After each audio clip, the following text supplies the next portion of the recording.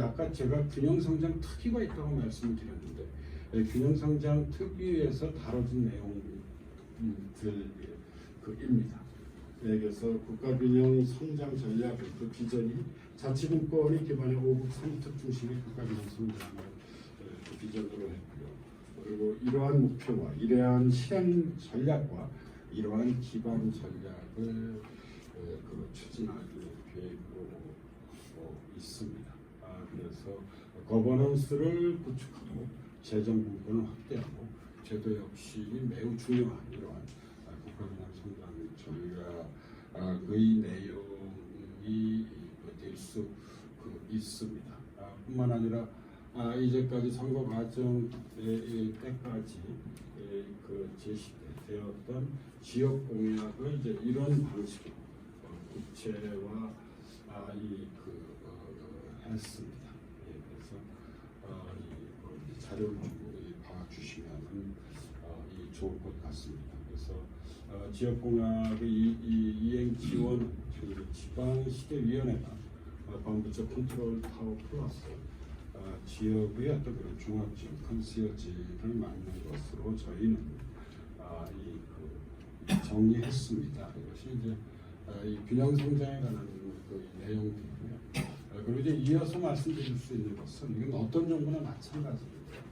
이 5년이라고 하는 우리 대한민국 대통령제에서 허용되는 시간은 길게 보면 길다고 볼 수 있고요. 짧게 보면 짧다고 할 수도 있습니다. 그래서 어떤 정부라 하더라도 중점 과제를 가질 수밖에 없습니다. 이 123대의 국정 과제가 있지만 물론 모든 이 국정 과제들을 다 충실하게 추진할 것입니다. 근데 그 가운데에도 이 5년이라고 하는 시간적인 조건을 고려해서 중점을 두어서 추진할 과제들이 있는데 이재명 정부의 경우에서는 우선 12개로 정리했고요. 아마도 이 12개의 과제가 향후 국정에 매우 중요한 그런 중심을 이루게 될 것입니다. 그래서 중점 전략 과제라는 것은 다부처 다분야에 걸쳐 있는 보컬 과제이고 국민적 관심도가 높고 성과 체감 효과가 큰 핵심 과제이고 정책 수요자의 관점에서 국정 과제를 구조화하는 것입니다. 한번 보시기 바랍니다. 잠재 성장, 지금 저성장을 극복하는 것이 대한민국에 부여된 보수와 진보를 뛰어넘는 매우 중요한 과제입니다. 그래서 잠재 성장 반등을 위한 제가 앞서 말씀드렸던 진짜 성장 전략을 추진하고요.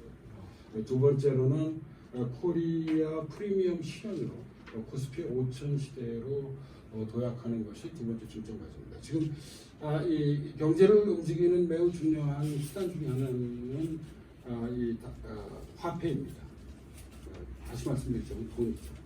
지금 우리 대한민국 경제에서 이 돈이 너무 부동산에 많이 현재 담겨져 있습니다. 이것을 주식 시장으로 좀 이동시키겠다는 전략이 바로 이 전략이고요. 여기에서 정부가 출범한 지 100일이 됐지만 코스피가 상당 부분 올랐었잖아요. 바로 이것이 두 번째 전략을 잘 보여준 것입니다.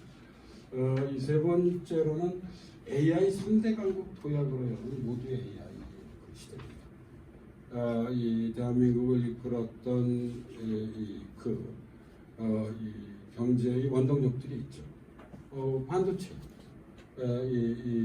자동차 등등이 아주 대표적인 그런 분야입니다. 그런데 우리가 1970년대 이후의 세계사적 흐름을 보면 1990년 우리가 WWW 여러분들 늘 즐겨 쓰는 월드 와이드 웹이 널리 상용화되기 시작하면서 정보사회가 열렸습니다. 그리고 2010년 전후에는 모바일 사회가 열렸죠. 이 모바일 사회가 가져온 것은 다름 아닌 유비쿼터스의 삶입니다. 2020년대 현재 AI 시대가 열리고 있습니다. 그래서 이 AI 분야에 어떻게 우리가 성취를 일궈내느냐가 매우 중대한 과제라고 할 수 있습니다. 그래서 기존의 이 반도체, 자동차, 휴대폰 등으로 대변되는 이 제조업에서 AI, 바이오, 컬처, 디펜스는 반위 산업입니다. 그리고 에너지, 이게 A, B, C, D입니다. 여기에 이제 팩토리, 그건 다름 아닌 기존의 제조업입니다. 이런 경제 부분 전체를 새롭게 혁신하는 것만이 우리 대한민국이 지금 현재의 자리에서 더 높은 곳으로 나아갈 수 있는 매우 중요한 전략이라고 저는 생각했습니다. 그래서 AI 3대 강국 도약으로 여는 모두 AI 시대가 세 번째 중점 전략으로 잡혀져 있고요.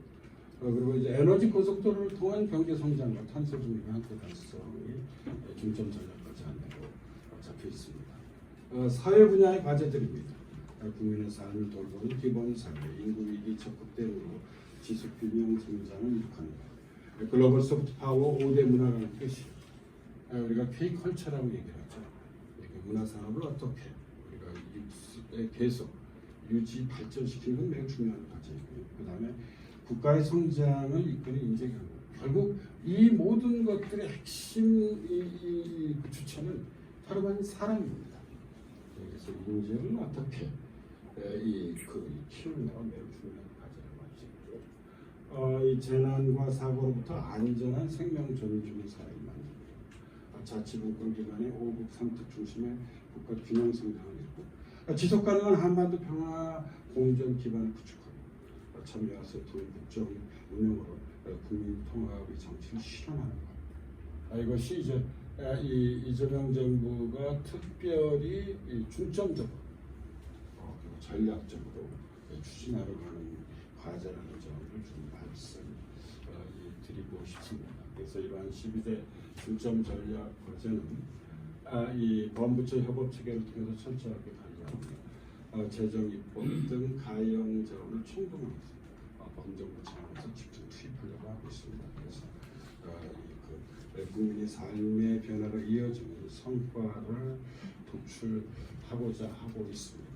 이 통계는 어떤 통계인가 하면은 지금 먼저 나오는 것은 2025년 현재의 통계입니다. 그래서 이러한 정책들이 잘 추진된다면 이재명 정부가 마무리되는 2030년에는 어떤 결과를 가질 수 있을까? 어떤 그런 미래 예측, 미래 기대, 미래 희망의 통계들입니다. 예를 들자면 글로벌 AI 경쟁력이 현재 그러니까 지난해 같은 경우 24년의 경우 6, 7위 수준이었다고 한다면 2030년에는 3위. 그다음에 반도체 수출이 24년에는 1,420억 불이었다고 한다면 2030년에는 1,700억 불. 그다음에 자동차 생산이 지난해에 이 세계 7위였다면 세계 5위. 이런 이제 저희들의 기대와 희망이 담겨진 그런 통계들을 정리해봤습니다. 그래서 혁신 경제와 민생의 부분이 이런 게 있고요. 그다음에 이어지는 것은 사회 분야가 있고요. 이 사회 분야의 어떤 그런 이제 다양한 그런 저희가 기대하는 목표들입니다. 그리고 이제 정치 외교 안보 경우에서는 이러한 어떤 그런 것들이 구체적인 결과로서 이렇게 좀 증명해 보이고자 하는 목표치라고 할 수 있습니다. 그래서 이런 좀 어떤 그런 아주 구체적인 그런 목표들을 좀 설정해 봤고요. 어떤 정부 정책이라도 하더라도 매우 중요한 것은 재원과 입법 계획입니다. 먼저 재원의 문제입니다. 그래서 추가 재정 부담 없이 5년간 재정 투자 계획 및 재원 대처 마련에 중점을 두었습니다. 재정 투자 계획 210조, 재원 조달 계획 210조의 구체적인 그런 내용들을 여기서 다루고 있습니다. 재정 투자 계획을 이 국정 목표별로 나눠본 그런 자료 드립니다. 이건 이제 이 재원 조달 계획을 어떻게 할 것인지 세입 확충과 지출 절감을 통해서 저희가 이 정리해 본 것입니다.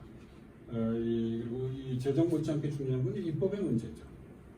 이 정책이 안정적으로 추진되기 위해서는 법안으로 만들어져야만 합니다. 564개 실천 과제 중 428개의 과제가 이행을 위한 입법 조치가 필요합니다. 그래서 국정과제 이행을 위한 입법 필요 사항은 법률 732건, 시행령 등 하위 법령 220건 포함한 총 951건이고요. 5대 국정 목표의 입법 계획은 이렇습니다. 법률과 하위 법령의 어떤 그런 구체적인 내용들을 정리한 것입니다. 마지막으로 말씀드릴 수 있는 것은 국정과제 관리 및 확산입니다.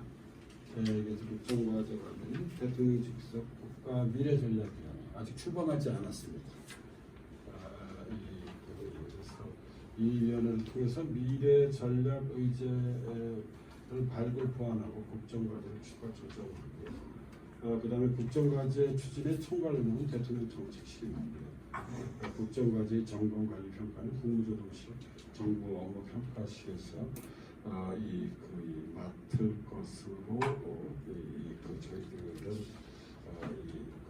생각하고 있습니다. 공유 확산입니다.